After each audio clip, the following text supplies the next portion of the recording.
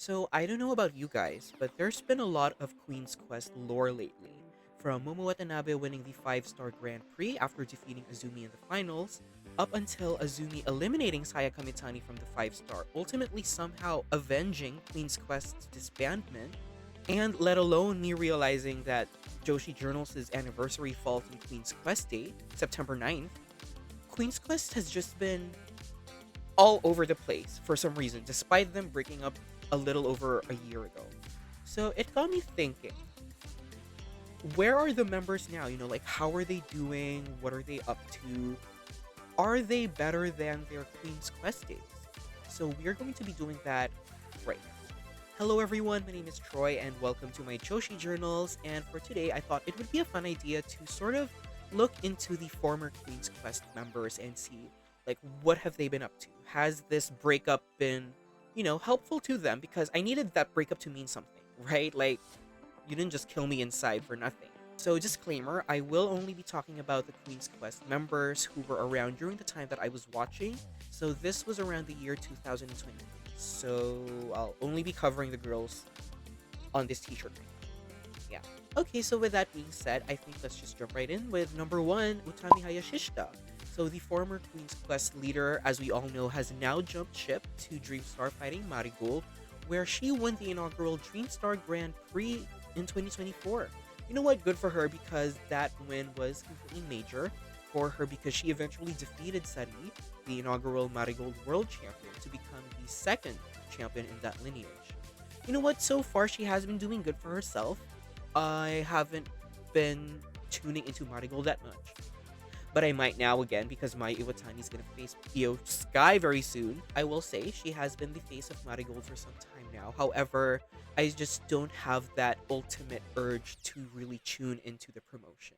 But again, Io Sky versus Mai Iwatani is happening, so we're going to be looking into that soon.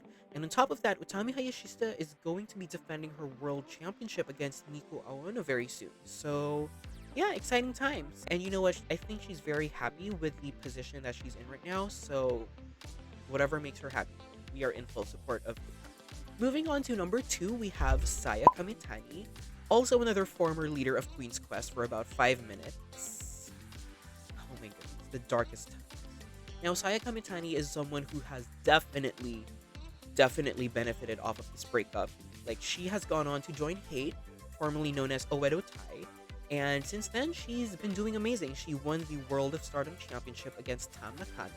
And that whole rivalry, as messy as we all know it was, that was a perfect send-off for Tam Nakano at All-Star Grand Queendom. We all know what happened. It was insane. And since then, she's just really been putting on these amazing 5-star matches. She's main evented multiple Stardom shows against Tam Nakano, Suzu Suzuki, so on and so forth. And she's going to be defending that title very soon against Azumi too. So, again, Queen's Quest lore as always.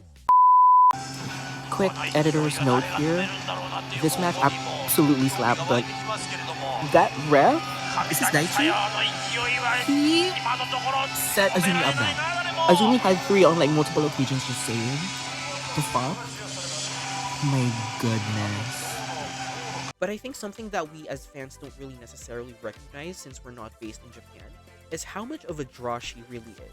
Like, she sells out Korakuen Hall, she sells out all of these different venues for Stardom shows, and she's also helping bring more mainstream media attention to the promotion. And I think that's really important at a time where Stardom is really trying to draw in more international crowds, but also growing their presence locally in Japan. So I'm not sure, don't quote me on this, but I think I saw a news report recently that she had the first wrestling match televised in Japanese television in over like 20 years recently against Hanan. You know what? Good for her. Good for her and Hanan. Those two girls are doing fantastic. So yeah, Saya Kamitani definitely is the face of Stardom right now, and granted that she is the reason why this whole breakup happened, yes, I blame her and Momo Watanabe. I can't hate her too much. Good for her. She's bringing Stardom to the next level, and it gives me hope that Stardom could actually be going to the Tokyo Dome very soon. We'll see. Now, moving on to number 3, we have Azumi, my personal leader of the faction. And I think it's so disgusting and nasty that she never got to lead Queen's Quest at all, despite being there for like the whole time. Just disrespectful. But anyway, we won't get into that right now. But you know what? She has been doing amazing. She co-founded Neo Genesis, which has been one of my favorite factions in Stardom right now. And she's been having the time of her life. You know, she went on to win the New Japan Pro Wrestling Strong Women's Championship from Mercedes Moné. So, in the record book, she has been the first person to beat Mercedes in this new AEW run of hers. Just saying. On top of that, she's been putting on absolutely fantastic 5-star matches, like when she won the Artist of Stardom titles with Starlight Kid and Miyu Amasaki against the Cosmic Angels. On top of that, she's been on a hell of a run. So far, she had that 5-star match with Bozilla. She went on an amazing 5-star Grand Prix tournament run. I think this might have been her best so far, I'm not sure. But for me, this was a really great tournament to be an Izumi fan. He even went on to the finals of this year's 5-star Grand Prix before eventually losing to Momo Watanabe. Queen's Quest lore.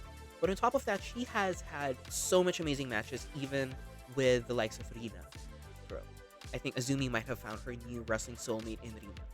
And this year, she actually got to challenge for the Wonder of Stardom Championship against Starlight Kid. So it really goes to show like where her career is going. She's climbing up the ranks. She's reaching the semi-final and main event portions of the cards in Stardom right now. So it's really, really great to see Azumi just really climb the ranks in the Stardom hierarchy. Good for her. Good for her. She deserves it. And moving on to number 4, we have Azumi's Neo Genesis sister, Miyu Amasaki. You know what? I will be honest, the first time I got exposed to Miyu Amasaki, I wasn't really the biggest fan. I thought that she was cute. You know, we all love ourselves in Kevin, but let's be real, she's not like the greatest of all time. But you know, she's a queen. We love her. She's cute. We support her and whatever makes her happy. But I will say, ever since the breakup, ever since she's gotten into Neo Genesis, I think her character work has gone up to the next level. I will say I think she's more charismatic now. She knows how to present herself more in matches. You know what, surprisingly, I just remember that she is a 5-star rated wrestler. Like, she had her first 5-star match this year, going back to the Artists of Stardom Championship title match that they had with Cosmic Angels. So yeah, maybe don't question Miyu Amasaki. But yeah, personally, I think she really has improved. She also won the Future of Stardom Championship from Hina, ending her amazing Future of Stardom Championship run. So that was really huge. She's the queen of DDTs. She will pull out a DDT if that's one thing that she's gonna do. And you know what? It looks like she's having a lot of fun. It looks like she really has grown as a wrestler since the Queen's Quest breakup. So I'm happy for her. I love her. I love Neo Genesis. I'm happy that, you know, her and Izumi are still together. We love O2 lineup. Now, moving down the line, we have number 5, Hina, 1/3 of the Sisters of Stardom. She eventually moved to God's Eye. She got recruited by Shuri and Sakakashima and Antisore. When the first time I saw Hina wrestle, or like just be in the ring, I wasn't much of a fan. I wasn't living too much. But ever since the breakup, ever since she got into God's Eye, for some reason, like, she has really stepped up her wrestling. Like, I can see that she's more vicious. She's more commanding. Like, she has a more commanding presence in the ring. And I feel like it's because she won the Future of Stardom Championship and has been on an amazing run. Oh my god, she won that Future belt from Miyu Amasaki. Queen's Quest. Queen's Quest lore will never die. But I digress. Yeah, she's been on an amazing Future of Stardom Championship run. If you ask me, I think my favorite defense of hers would be the one against Rian. Like, I feel like those two girls have mastered the art of kicking out at 2.99, and I love it. I love it. It's called Future of Stardom for a reason. And I know that she sort of had really big shoes to fill with like her sisters Hanan, like Hanan winning the Cinderella, challenging for the white belt, and Rina, you know, also challenging for the white belt, reaching the semifinals of the 5-star and that amazing Future of Stardom Championship reign. I can only imagine the pressure on Hina, but she has been holding her own. I'm very proud of Hina. I'm a Hina defender now. And that brings us to number 6, the Human Tower Lady C. Oh, Lady C. So she also joined Hina in God's Eye, and I'm gonna be honest, you guys, out of all of the members of the group, I fear she's the only one who hasn't popped off yet. But I have faith. I have faith that she will have her moment. I'm still holding out for that Lady C big win. Alright? This is me acknowledging that she's not the greatest wrestler of all time. However, I know Sister works very hard. She trains very hard. You know, Shuri has got to be putting in some work onto her. She was in the 5 star this year and she picked up some wins, which already gagged me enough that she picked up some wins, and I was really happy for her. That is not shade. That is not shade. I'm genuinely happy for her. But you know what? I think they're starting a tag team with her and Ami Sore. I see potential, and I know the Goddess Tag League tournament is coming up, so I'm not sure if they're gonna win that, but I would really love to see Lady C, you know, get a big win like a Goddess Tag League finals or like a really big accomplishment. Because I have faith. Lady C, you will have a defender in me. You will have a supporter in me until the very end. That's a quick rundown of all of the former Queen's Quest members. Honestly, as much as it hurts me to say this, I think the breakup was beneficial for everyone. You know, everyone's at a different point in their career. It just goes to show that Queen's Quest was really a big help as a stepping stone or as a foundational base for where their careers eventually projected onto later on. But trust me when I say, anytime any of these former members interact in the ring, I will always refer to it as Queen's Quest lore. Like, you can take the girl out of Queen's Quest, but you can never take Queen's Quest out of the girl.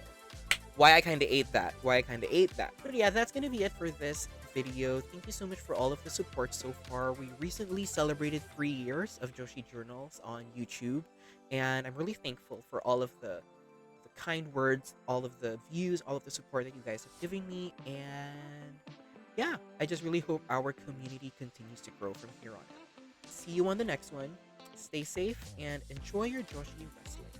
Bye!